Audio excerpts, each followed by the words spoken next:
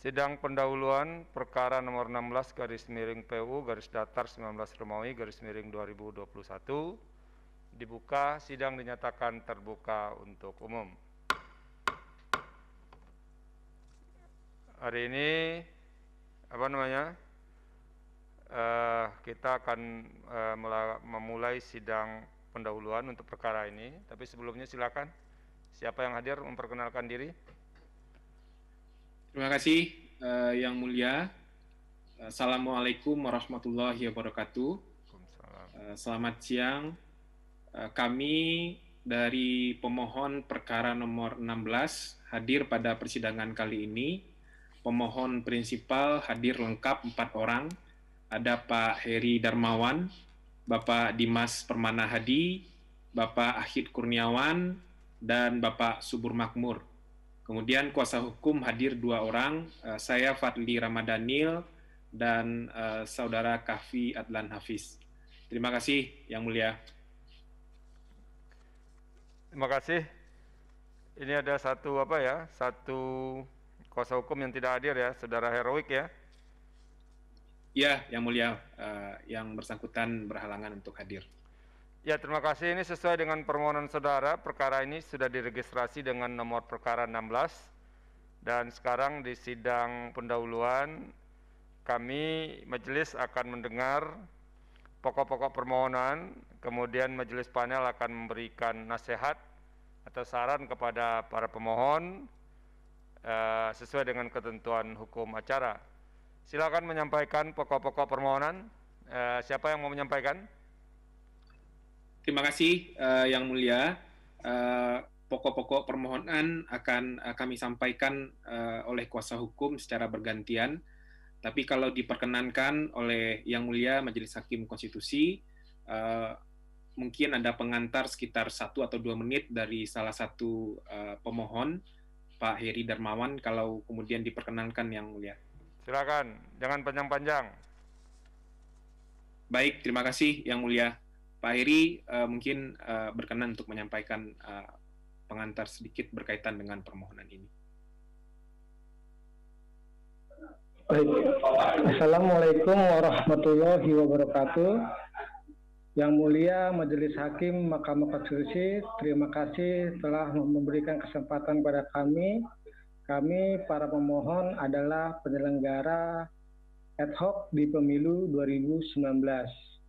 Ada yang menjadi KPPS, ada yang menjadi PPS, dan juga ada yang menjadi PPK. Sebagai penyelenggara, kami merasakan betul bagaimana berat dan rumitnya penyelenggaraan pemilu di tahun 2019 dengan format 5 kotak. Dan kami berharap dengan permohonan ini, Mahkamah Konstitusi dapat mempertimbangkan dan memutuskan untuk mewujudkan pemilu yang beban penyelenggaraannya lebih rasional dan manusiawi. Karena banyak rekan-rekan kami seusai pelaksanaan pemilu 2019 itu jatuh sakit. Selanjutnya permohonan akan disampaikan oleh kuasa hukum kami. Terima kasih. Assalamualaikum warahmatullahi wabarakatuh. Waalaikumsalam. Silakan kuasa hukum. Baik, terima kasih Yang Mulia. Kami akan bacakan pokok-pokok permohonan yang kami sampaikan kepada Mahkamah.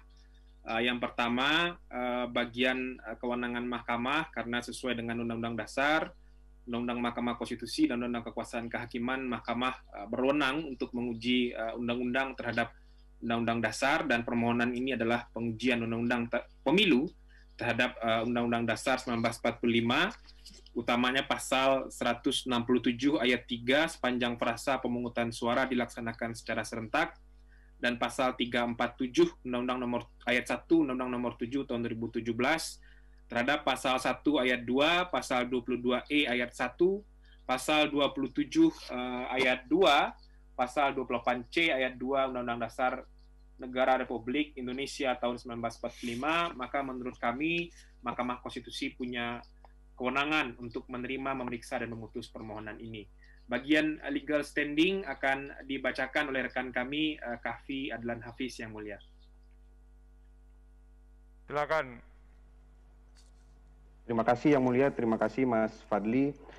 Mohon izin Yang Mulia untuk kedudukan hukum atau legal standing dari para pemohon akan saya bacakan. Nah, untuk poin 1 sampai 6 dianggap telah dibacakan. Kemudian pemohon perorangan warga negara Indonesia. Poin 7, bahwa pemohon 1 sampai pemohon 4 adalah warga negara Indonesia yang dibuktikan dengan kartu tanda penduduk elektronik sebagaimana dilampirkan pada alat bukti permohonan, bukti P3 sampai bukti P6. Kemudian 8, bahwa pemohon 1 sampai 4 adalah warga negara Indonesia yang pada penyelenggaraan pemilu 2019 yang lalu berpartisipasi dan bertugas sebagai penyelenggaraan pemilu di tingkat KPPS, PPK, dan PPS. 9, bahwa pemohon 1 pada pemilu 2019 yang lalu adalah KPPS di TPS nomor 024, Kelurahan atau Desa Wirokerten, Kecamatan Banguntapan, Kabupaten Bantul, DI Yogyakarta, yang dibuktikan dengan salinan keputusan KPU Bantul tentang penetapan dan pengangkatan anggota KPPS, bukti P4. 10, bahwa pemohon 2 pada pemilu 2019 yang lalu adalah PPK di Kecamatan Ngaglik, Kabupaten Sleman, DI Yogyakarta, yang dibuktikan dengan salinan surat penetapan dan pengangkatan anggota PPK, bukti P4. 10, bahwa pemohon 11, bahwa pemohon 3 pada pemilu 2019 yang lalu adalah PPK di Kecamatan Sukmajaya, Kota Depok, Jawa Barat, yang dibuktikan dengan salinan keputusan KPU Kota Depok tentang penetapan dan pengangkatan anggota PPK, Kecamatan Sukmajaya, bukti P5. 12, bahwa pemohon 4 pada pemilu 2019 yang lalu adalah PPS di Kelurahan Abadi Jaya, Kecamatan Sukmajaya, Kota Depok, Jawa Barat, yang dibuktikan dengan salinan keputusan KPU Kota Depok tentang penetapan dan pengangkatan anggota PPS di Kecamatan Sukmajaya. 13, bahwa keikutsertaan pemohon 1 sampai pemohon 4 sebagai penyelenggara pemilu berangkat dari itikat baik para pemohon untuk berpartisipasi di dalam penyelenggaraan pemerintahan, serta hendak berkontribusi dalam menjaga dan menyukseskan penyelenggaraan pemilu yang demokratis, jujur, dan adil. 14, bahwa setelah para pemohon berpartisipasi dan bekerja sebagai penyelenggara pemilu di tingkat KPPS, PPS, dan PPK pada pemilu 2019 yang lalu, menurut para pemohon terdapat persoalan yang sangat penting dan mendasar terkait beban kerja penyelenggara pemilu, khususnya penyelenggara di tingkat KPPS, PPS, dan PPK, yang menurut para pemohon sangat berat, tidak rasional, dan tidak layak. 15, bahwa menurut pemohon beban yang sangat berat dan tidak rasional tersebut disebabkan oleh penyelenggaraan pemilu yang dilaksanakan secara serentak dalam format 5 jenis surat suara dalam waktu yang bersamaan, yakni pemilu presiden, DPR, DPD, DPRD provinsi, dan DPRD kabupaten atau kota. 16, bahwa pengalaman pemohon 1 pada pemilu 2019 merasakan betul bagaimana pekerjaan dan tugas dari KPPS dalam penyelenggaraan pemilu tidak hanya dilaksanakan pada hari H pemungutan suara saja, khusus untuk petugas KPPS sudah mulai bertugas paling tidak sejak H-3 sebelum hari pemungutan suara. Pekerjaan dan aktivitas yang dilakukan mulai dari proses penerimaan dan pengamanan logistik pemilu dan membangun lokasi TPS. Pada hari berikutnya, langsung secara berturut-turut menyelenggarakan pemungutan dan penghitungan suara untuk 5 jenis surat suara sekaligus.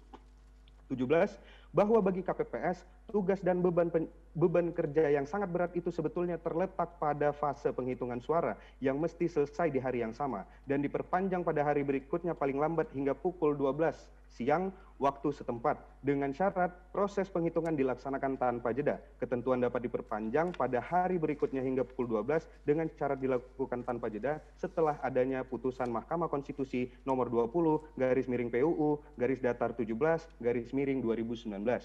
18, bahwa berdasarkan pengalaman pemohon 1 bertugas sebagai KPPS pada pemilu 2019 sangat melelahkan dan berisiko secara kesehatan.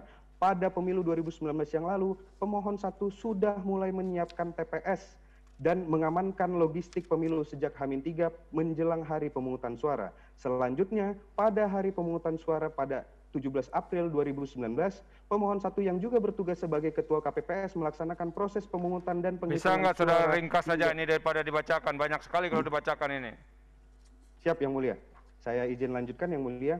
Jadi pemohon 1 yang juga bertugas sebagai KPPS melaksanakan proses pemungutan dan penghitungan suara hingga pukul 4 tanggal 18 2019. Bahwa kedudukan pemohon 1 sebagai anggota KPPS. Enggak, jangan dibacakan.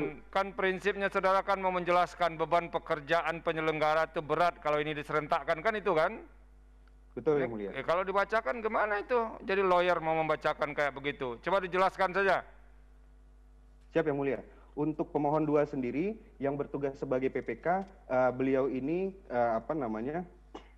beliau ini kemudian mengalami banyak kendala juga Yang Mulia, kendala-kendala dari dari segi penyelenggaraan pemilu, terutama juga bagian dari jenis keserentakan yang dipilih oleh pembentuk undang-undang pada saat itu dengan 5 jenis surat suara. Pemohon kedua sendiri yang bertugas sebagai PPK di dalam pemilu 2019 yang lalu, sejak H-7 sebelum hari pemungutan suara, intensitas pekerjaan penyelenggaraannya sudah sangat tinggi dan sudah memulai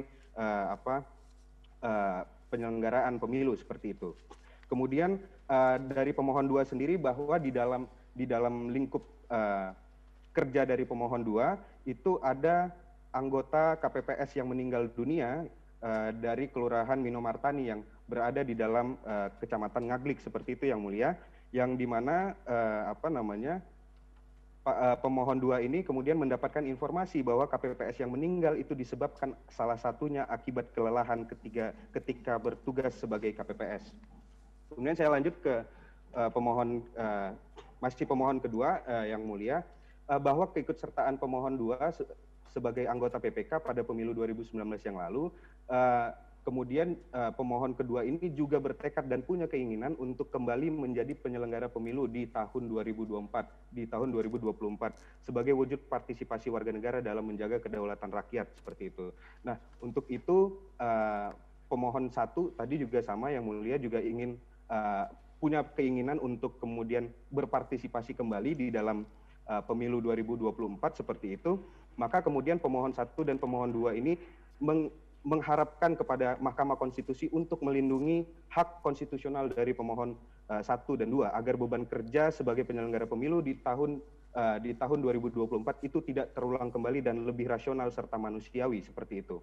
Kemudian untuk pemohon 3 sendiri merupakan petugas PPK di Kecamatan Sukmajaya, Kota Depok Yang Mulia. Beliau juga merasakan bagaimana kelelahan beliau dalam kemudian menyelenggarakan pemilu 2019, yakni salah satu yang menjadi persoalan bagi beliau adalah bagaimana beliau kemudian melakukan manajemen logistik pemilu seperti itu. Seluruh kotak suara yang dikumpulkan di kecamatan kemudian didistribusikan ke PPS sampai ke TPS juga, dan itu kemudian akibat banyaknya kotak suara yang harus dikelola dengan baik seperti itu, yang juga harus dijaga dengan baik, maka pekerjaan pemohon 3 ini juga sangat berat Yang Mulia. Oke, gini ya, pokoknya Anda menjelaskan semua pemohon ini memiliki kedudukan hukum untuk mengajukan permohonan aku. Nanti biar kami baca Betul, saja.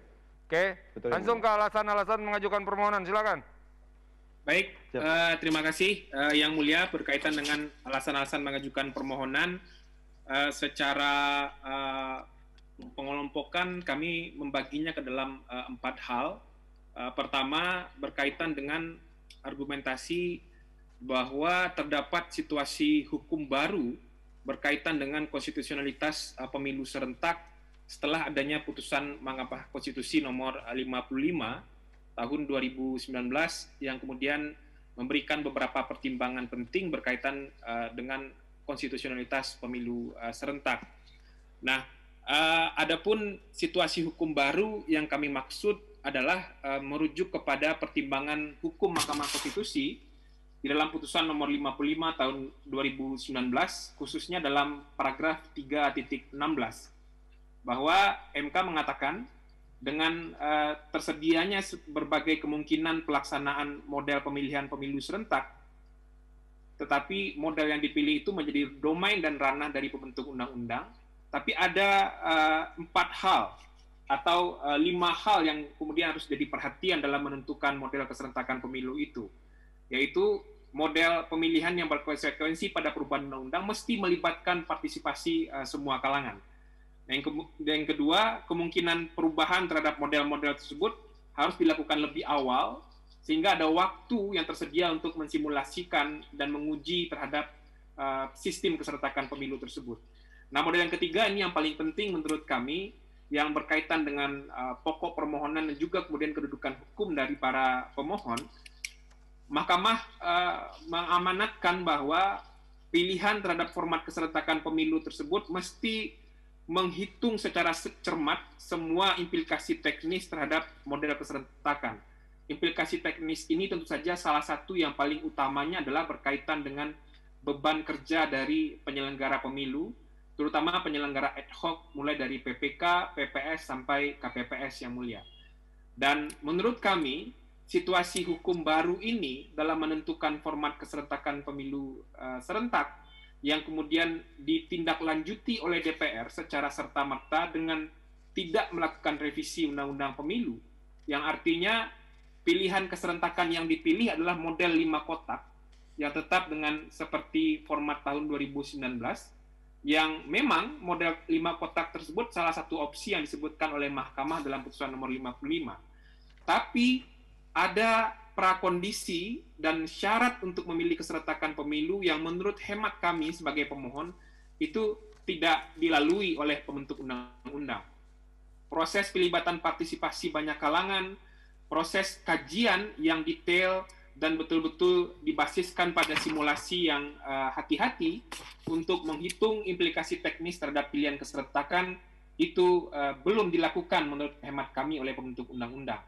Karena dalam penelusuran kami, pembentuk undang-undang menjatuhkan pilihan dengan tidak merevisi undang-undang pemilu yang kemudian dibuktikan dengan menarik keluar RUU Pemilu dari prolegnas prioritas tahun 2021 melalui rapat pada Selasa 9 Maret 2021 hanya berangkat dari alasan bahwa format keserentakan pemilu 5 kotak masih relevan untuk dilaksanakan. Tentu bukan sikap seperti ini yang kemudian diamanatkan oleh putusan nomor 55, melainkan adalah kajian yang betul-betul komprehensif untuk memutuskan format keserentakan pemilu mana yang akan dipilih dengan tujuan untuk kemudian memperkuat sistem presidensil dan kemudian meneguhkan kedaulatan rakyat untuk mewujudkan pemilu yang luber dan jurdil. Nah, itu yang pertama yang mulia, maka menurut kami dengan kembalinya dipilih format 5 kotak tanpa didahului dengan prakondisi sebagaimana situasi hukum baru pasca putusan Mahkamah nomor 55, ini tentu format keserentakan pemilu 5 kotak sebagaimana diatur dalam Undang-Undang AKUO menjadi inkonstitusional. Nah, bagian yang kedua yang mulia berkaitan dengan beban berat dari penyelenggara pemilu. Bahwa salah satu aspek yang paling penting tentu saja yang mesti dipastikan untuk bisa memastikan asas pemilu yang luber dan jurdil terpenuhi, prinsip kedaulatan rakyat dapat terlindungi, tentu dengan mendesain proses penyelenggaraan pemilu yang rasional, beban penyelenggara yang jauh lebih masuk akal, sehingga suara yang menjadi produk dari sebuah proses pemungutan suara di pemilu itu betul-betul bisa terproteksi dengan baik, dan daulat rakyat bisa betul-betul terjaga. Bahwa menurut kami sampaikan dalam permohonan ini, merasionalisasi beban kerja penyelenggara adalah upaya mendasar untuk memastikan 2 hal. Pertama, memastikan proses penyelenggaraan pemilu dapat berjalan sesuai dengan asas pemilu, kedaulatan rakyat, dan prinsip negara hukum sebagaimana disebutkan dalam Undang-Undang Dasar kita. Dan yang kedua, untuk memastikan jaminan keamanan, jaminan kesehatan bagi warga negara yang berpartisipasi sebagai penyelenggara pemilu di semua level, terutama di level penyelenggara ad hoc, KPPS, PPS, dan PPK. Angka yang dirilis oleh KPU yang mulia, kami kutip di sini, ada 894 jiwa anggota KPPS yang meninggal dunia, serta 5.175 anggota KPPS yang sakit akibat kelelahan. Tentu ini sudah menjadi potret yang betul-betul terang bahwa format keserentakan pemilu 5 kotak yang dipilih tanpa didahului dengan kajian dan simulasi yang detail dan hati-hati membawa dampak yang begitu besar terhadap beban kerja penyelenggara, dan tentu ini bukan persoalan teknis belaka, karena beban kerja yang berat ini salah satunya menurut kami diakibatkan oleh keserentakan 4 jenis pemilu legislatif sekaligus yang mulia, yaitu pemilu DPR, pemilu DPD, pemilu DPRD provinsi dan DPRD kabupaten kota. Nah, dalam permohonan ini kami juga mengutip hasil penelitian lintas disiplin ilmu Universitas Gadjah Mada yang kemudian melakukan kajian dan penelitian berdasarkan teknik cluster random sampling, dan dari data penelitian tersebut ditemukan 80%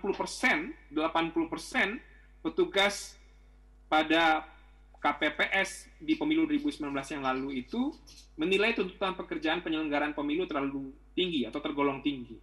Bahkan 74% petugas mengaku mengalami kelelahan dalam kategori sedang hingga tinggi.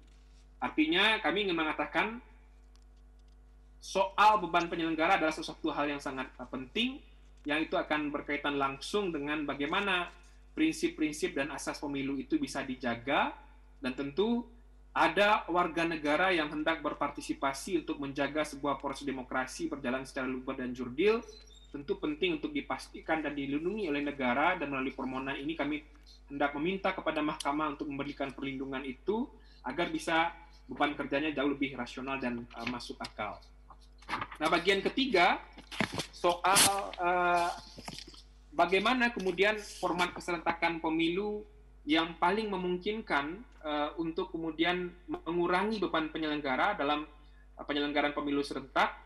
Salah satunya menurut kami adalah dengan menarik keluar pemilu DPRD dari pemilu nasional.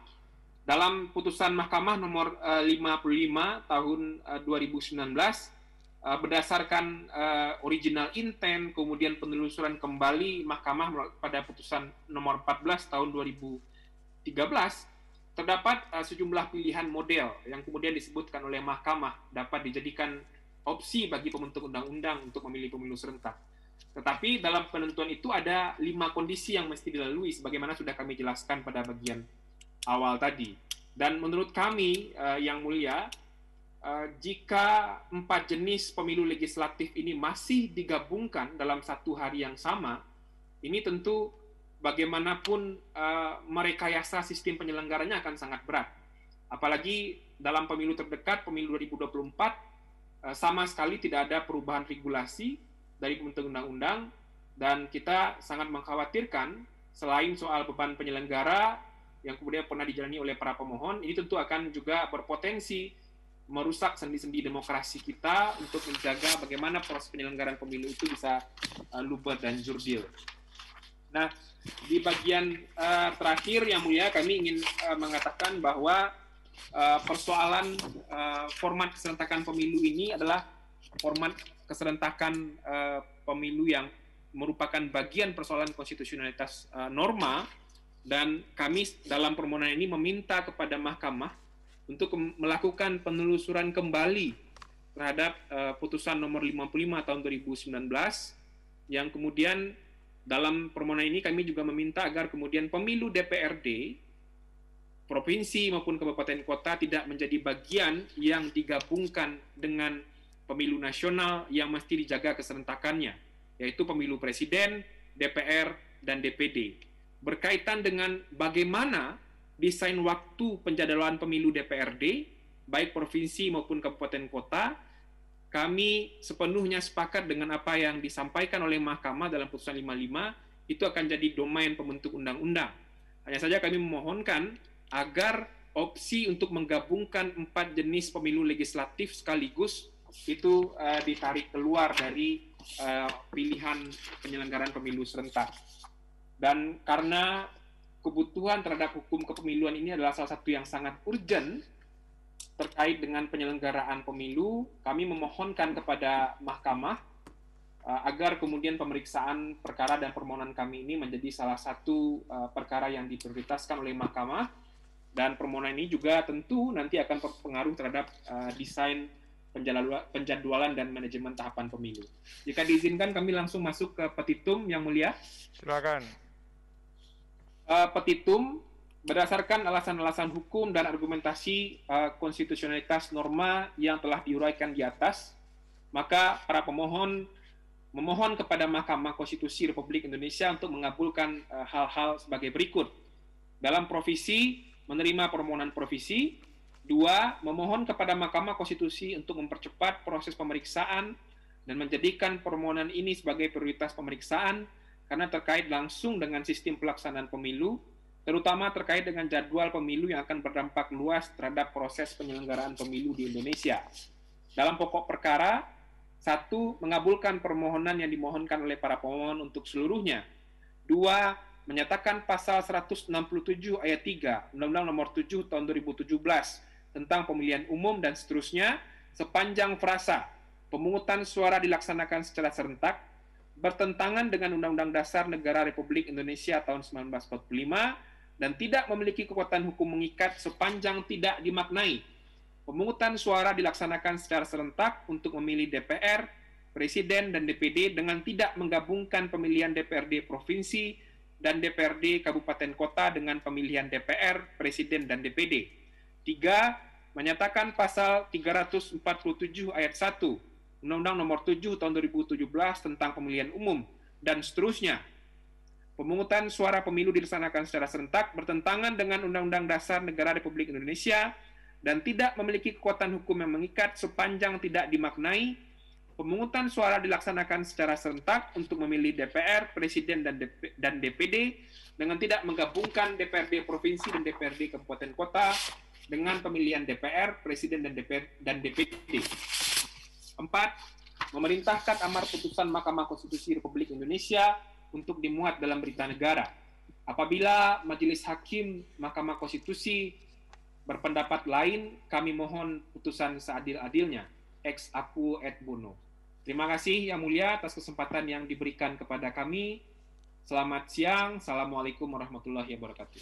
Waalaikumsalam. Terima kasih. Ini teknis saja ya. Ini di belakang kuasa hukumnya ada 4. Ada Fadli Ramadhanil, ada Heroik, ada Catherine Natalia. Tapi di sini nggak ada ya. Ini Catherine masih kuasa hukum atau tidak ini? Masih Yang Mulia, tapi dalam kesempatan sidang kali ini berhalangan untuk hadir Yang Mulia. Iya, tapi ini ada juga yang berhalangan tidak bisa hadir, tapi namanya muncul di sini. Kahfi, Adlan ada ya. Baik Yang Mulia. Nah, jadi kuasa hukumnya 4 orang ya kalau begitu ya. Ya betul Yang Mulia, kuasa hukumnya 4 orang. Nanti kita cek surat kuasanya. Oke, terima kasih. Saudara telah menjelaskan mulai dari kewenangan mahkamah, kemudian legal standing, alasan-alasan mengajukan permohonan untuk menilai konstitusionalitas pasal yang diujikan ini, kemudian terakhir sudah menyampaikan apa yang diinginkan dalam berupa petitum. Berikut adalah penyampaian catatan, saran perbaikan dari majelis panel, dimulai dari Yang Mulia Hakim Konstitusi Eni Nurbaningsih. Persilakan Prof. Terima kasih Pak Ketua. Begini saudara kuasa pemohon, ya, ini yang ada Mas Fadil ya, Fadli. Ini kan yang juga mengajukan untuk perkara nomor 55 ya, sehingga saya sebagai kuasa juga, Mas Fadli ini ya. Ya betul Yang Mulia. Ya, jadi begini, untuk memudahkan karena sudah biasa beracara juga, jadi kan nanti kalau membacanya supaya gampang ya terhadap permohonan ini, di halaman paling depan tuh di objektum litisnya itu yang disebut dalam perihal ya, dalam perihal di sini itu sekaligus disebutkan ya pasal 167 ayat 3, pasal 347 ayat 1 begitu ya, sehingga orang membacanya enak, langsung ketahuan oh ini apa sih yang dimohonkan terkait dengan undang-undang pemilu ini ya. Tambahkan nanti Mas Fadli ya pasalnya itu baik, ya di depan ya. Baik, kemudian lanjut aja. Kemudian ini surat kuasanya ada 2 ya Mas ya, betul? Surat kuasanya ada 2. Betul Yang Mulia. Ya, ditambahkan sekalian ya, kesemuanya adalah kuasa hukum berdasarkan surat kuasa tanggal sekian ya. Jadi kelihatan di situ.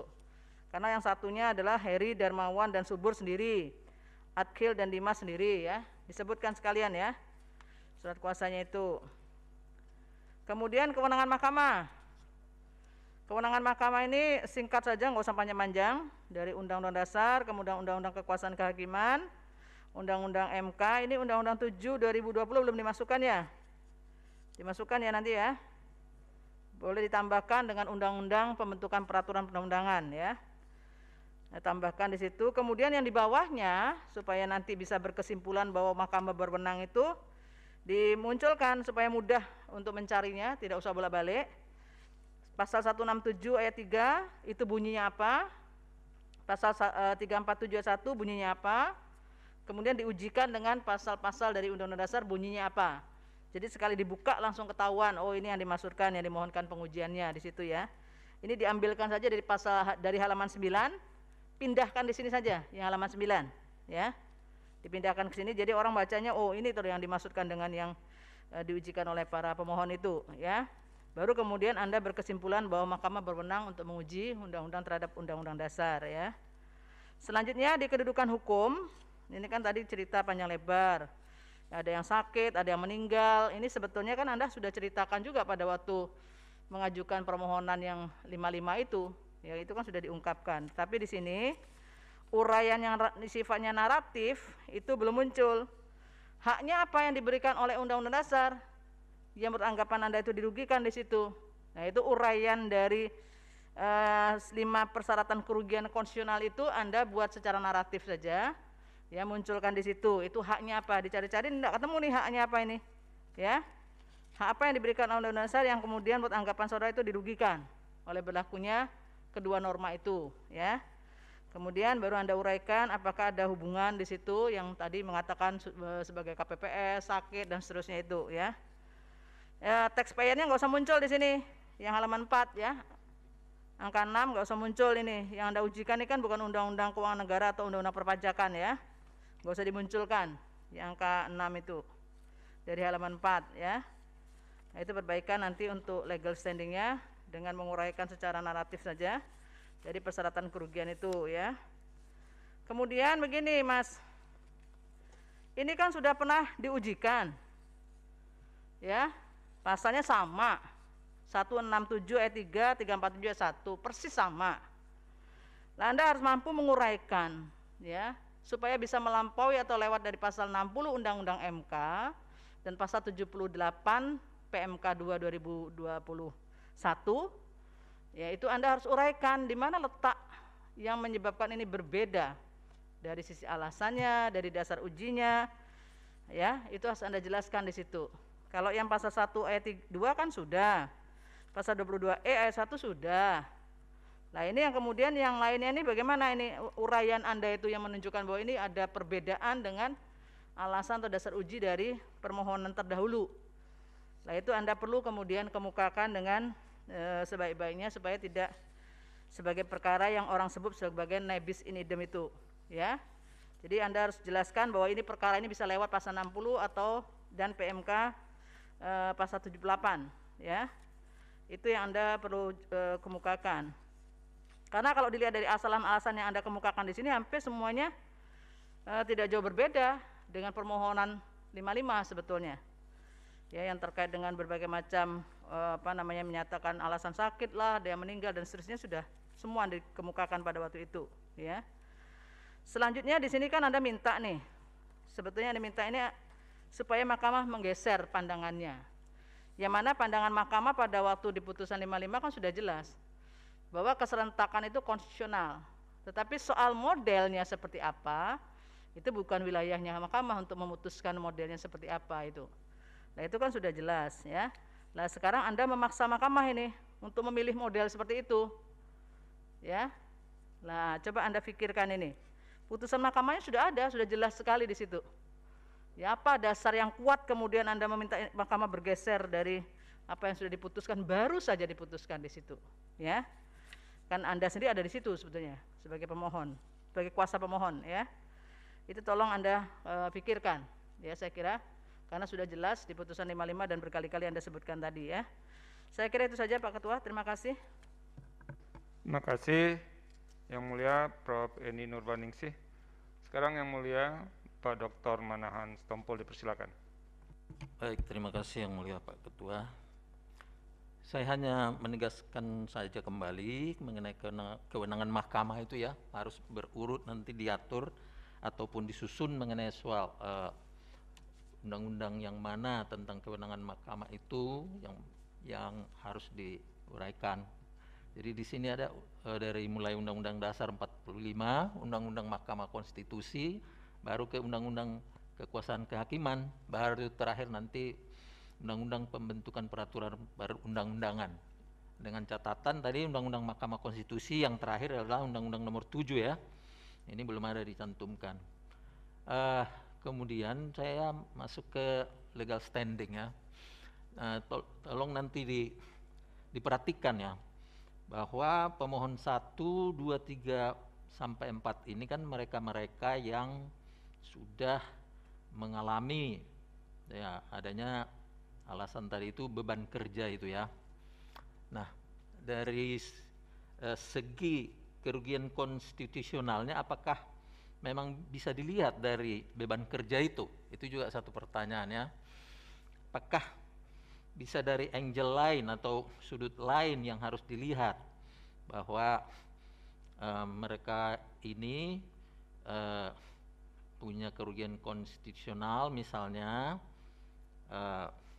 apakah dari segi mempunyai hak pilih ya, hak memilih misalnya ya, atau ada kemungkinan mereka-mereka ini akan bertugas kembali ya.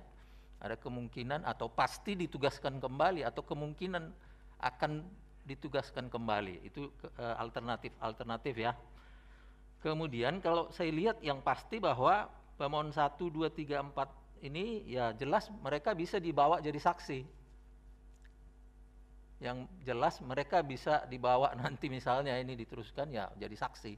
Bagaimana beban kerja itu, bagaimana keadaan repotnya mereka-mereka penyelenggara itu di lapangan. Nah, ini mereka inilah sumbernya. Namun apakah dari hak kerugian konstitusional yang dimohonkan untuk menentukan legal standing ini apakah mereka sudah tepat? Saya masih belum bisa memastikan itu. Karena penyelenggaraan pemilu itu kan hak konstitusional di situ lancarnya hak-hak para pemilih atau hak-hak mereka yang dipilih untuk memperoleh atau tidak ada kerugian bagi mereka untuk dalam hal penyelenggaraan itu ya. Nah, itu yang satu mungkin bisa dipikirkan. Kemudian mengenai pokok permohonan tadi sudah diuraikan oleh Ibu Prof. Eni, adanya perkara putusan yang sudah memutus norma yang diajukan tadi itu. Jadi harus jelas di situ diuraikan nanti melalui atau dasar pasal 60 ayat 1 Undang-Undang MK dan ayat 2 itu ya, supaya ada apa namanya alasan untuk menilai kembali ya, alasan-alasan yang dikemukakan sebagai alasan yang baru yang dikemukakan pemohon dalam permohonan ini. Karena pasal 55, saya ulangi, karena putusan nomor 55 tahun 2019 itu sudah membuat pendapat Mahkamah Konstitusi tentang kedua norma itu, di mana bila kita lihat itu sudah dipedomani. Putusan nomor 14 tahun 2013 juga sudah dipedomani oleh putusan Mahkamah Konstitusi di sana. Kemudian jelas di sana dari kedua putusan baik nomor 14 maupun yang terakhir nomor 55 itu ya domain itu berada dalam pembentuk undang-undang, bagaimana model yang sebenarnya pemilihan yang serentak itu di sana sudah dikemukakan. Namun kalau tadi ada alasan-alasan lain ya, alasan-alasan lain menguji kembali ini untuk bagaimana Mahkamah Konstitusi merubah pendiriannya itu, itulah mungkin yang perlu dikemukakan oleh pemohon dalam permohonannya. Kemudian dalam petitum ada permohonan provisi yang tiba-tiba muncul dalam petitum. Seharusnya itu juga diuraikan di dalam substansi permohonannya atau di dalam petitumnya, saya ulangi, dalam alasan-alasan permohonannya. Jadi jangan tiba-tiba dalam petitum muncul permohonan provisi ini yang harusnya ada uraian-uraiannya, alasan-alasannya, sehingga itu nanti posita, saya ulangi, permohonan provisi itu ada alasannya ya, jadi harus diuraikan dalam posita sehingga nanti ada alasannya bisa muncul di dalam petitum. Barangkali itu aja dari saya yang mulia, saya kembalikan kepada Ketua, terima kasih. Terima kasih yang mulia Pak Manahan Sitompul. Jadi itu ya beberapa catatan ya. Nah, saya ini menegaskan beberapa poin supaya diperhatikan oleh para pemohon. Tadi soal kewenangan sudah. Ini soal legal standing. Ini tidak satu pun ya dari poin-poin yang ketika pemohon menjelaskan kerugian hak konstitusional sebagai warga negara. Coba lihat poin 7 sampai poin terakhir yang menjelaskan kerugian hak konstitusional itu sampai poin 44, tidak satu pun yang merujuk hak-hak warga negara mana dalam konstitusi yang dirugikan, yang saudara dirugikan itu. Nah itu harus dicantumkan. Jadi ini sebagai yang sering bolak-balik di Mahkamah Konstitusi, kuasa hukum, kerugian hak konstitusional itu harus menyebut hak-hak apa dalam Undang-Undang Dasar yang pemohon itu dirugikan haknya kalau ini tidak dikabulkan. Jadi harus merujuk ke ketentuan berapa, pasal 28 berapa dan segala macamnya itu harus dicantumkan untuk kami melihat benar atau tidak ada kerugian hak konstitusional itu. Nah ini, sama sekali ini tidak ada. Coba dilihat dari poin 7 sampai poin 44 itu 37 poin, itu enggak satu pun yang menyebut pasal berapa dalam Undang-Undang Dasar yang hak konstitusional saudara itu dirugikan. Nah kalau itu tidak bisa dijelaskan kan artinya Anda tidak memiliki kerugian hak konstitusional dong kalau begitu. Nah tolong dipikirkan untuk menambahkan kira-kira hak konstitusional mana dalam Undang-Undang Dasar yang dirugikan. Itu yang pertama. Yang kedua, ini di alasan-alasan mengajukan permohonan, tolong dipikirkan betul ya, ini belum ada penjelasan dasar konstitusional yang kuat ke mahkamah. Mengapa kalau yang saudara tawarkan itu tidak dilaksanakan seperti itu kemudian dianggap bertentangan dengan pasal-pasal yang dijadikan dasar pengujian. Ini kan dasar pengujiannya ada pasal 1 ayat 2, pasal 22E, pasal 27 ayat 2, 28C ayat 2. Nah harus ada penjelasan basis argumentasi konstitusinya. Mengapa kalau tidak dipisahkan pemilu DPR, DPD, Presiden dengan pemilu anggota DPRD itu, baik provinsi maupun kabupaten kota, itu dianggap melanggar pasal 1 ayat 2, pasal 22E ayat 1, pasal 27 ayat 2, pasal 28C ayat 2. Nah itu belum ada bangunan argumentasinya. Jadi ini karena yang jadi kuasa hukumnya orang paham pemilu, paham hukum tata negara. Nah itu yang harus dikemukakan ke kami. Mengapa kalau tidak diikuti pola seperti itu, Anda menjelaskan kepada kami itu dianggap bertentangan dengan Undang-Undang Dasar, inkasu pasal yang dijadikan dasar pengujian. Nah itu belum ada penjelasannya seperti itu. Nah penjelasan itu nanti yang akan kami nilai. Itu yang kedua. Yang ketiga, apakah saudara sudah pikirkan betul permohonan saudara ini tidak meminta kami untuk menguji lagi apa yang sudah pernah kami putuskan? Tolong dipertimbangkan betul itu oleh pemohon. Karena misalnya kalau saudara meminta memisahkan pemilu DPR, DPD, Presiden dengan pemilu dengan pemilu anggota DPRD, itu kan sudah menjadi salah satu alternatif yang kami sebutkan dalam putusan sebelumnya. Ini misalnya pemilihan umum serentak nasional untuk memilih anggota DPR, DPD, Presiden, dan Wakil Presiden. Dan beberapa waktu setelahnya dilaksanakan pemilihan umum serentak lokal untuk memilih anggota DPRD Provinsi, DPRD Kabupaten Kota, pemilihan gubernur, dan bupati wali kota. Bukankah sudah ada di sini? Nah, tolong Anda pikirkan lagi. Ini nanti kami kalau berubah lagi dianggap nih mahkamah ini menjilat ludah lagi ini katanya kan. Nah, tolong Anda pikirkan. Nah, kalau memang mau dilakukan seperti itu, mestinya pemohon juga menawarkan desainnya kepada kami. Kalau mau dipisahkan misalnya, oke lah kami ikuti logika pemohon. Itu berapa jarak antara pemilihan anggota DPR, DPD, dan Presiden dengan pemilihan anggota DPRD Provinsi misalnya. Apa hari ini, misalnya sekarang tanggal 9 Juni, kita memilih anggota DPR, anggota DPD, Presiden, dan Wakil Presiden. Karena kita sudah tidak bisa menghindari keserentakan, apakah kemudian setelahnya hari berikutnya baru memilih DPRD Provinsi, DPRD Kabupaten Kota, atau begitu? Nah, ini sama sekali tidak ada penjelasan dari pemohon. Nah, kan memaksa kami lagi yang mendesainnya.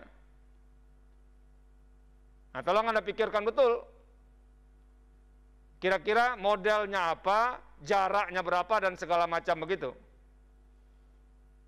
Nah, itu sama sekali poin-poin itu belum tergambar di permohonan ini. Karena apa? Kami kan perlu juga dibantu oleh argumentasi pemohon. Jadi jangan menyerahkan kepada mahkamah, harus melakukan ini, apa argumentasinya, lalu berpegang bahwa mahkamah bisa dong berubah dari putusan sebelumnya begitu. Tapi bagaimana mengubahnya, kemana mau berubahnya, itu tidak ada penjelasan. Nah, tolong pemohon pikirkan betul soal-soal yang begitu. Nah, karena apa? Pasal yang saudara minta ini kan sebetulnya sudah diubah melalui putusan Mahkamah Konstitusi. Normanya sekarang itu norma yang ada dalam putusan 55 itu. Makanya saya katakan tadi, ini Anda minta kami lagi menguji putusan yang sudah kami putuskan sebelumnya. Atau ini seperti yang pernah saya katakan, Anda cari jalan pintas juga ke mahkamah ini.